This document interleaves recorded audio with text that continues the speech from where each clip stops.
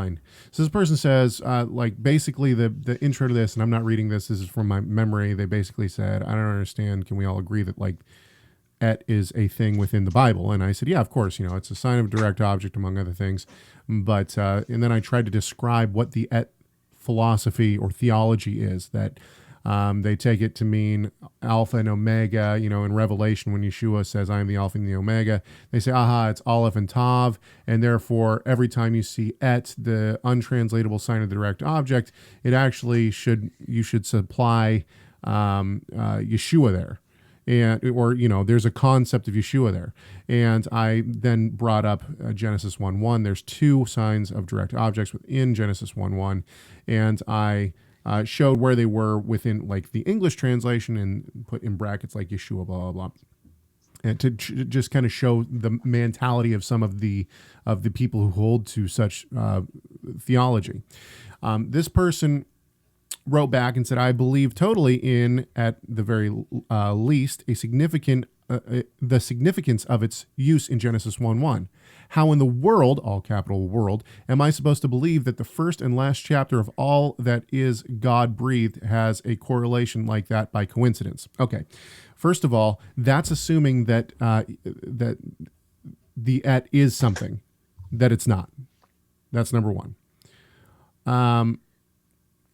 And so I sent Rob's two papers on the et, what et is in Hebrew, and thought that would probably end the conversation, as I think the articles are well written, and I will include those in today's show notes. This was the response. This person writes back and says, I skimmed your articles and I get what you're saying, but where I differ with you is here.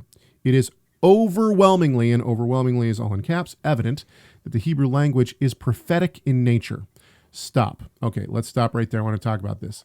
There is no evidence whatsoever, nor is there anything that points to the Hebrew language itself being prophetic in nature. But if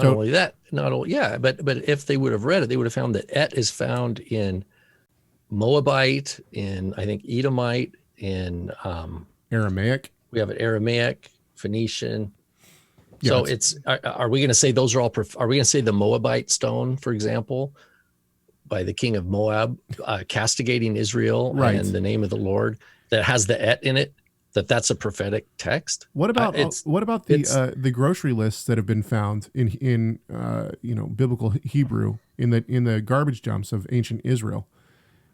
I mean, they have ets in them. Are you telling me that they have they have probably ets. They probably have all sorts of biblical vocabulary that you find in the Bible. Right. And so you're trying to tell me that basically that these people who are writing down their grocery lists or whatever it may be, this is pointing to Yeshua as well, or is it just the Bible?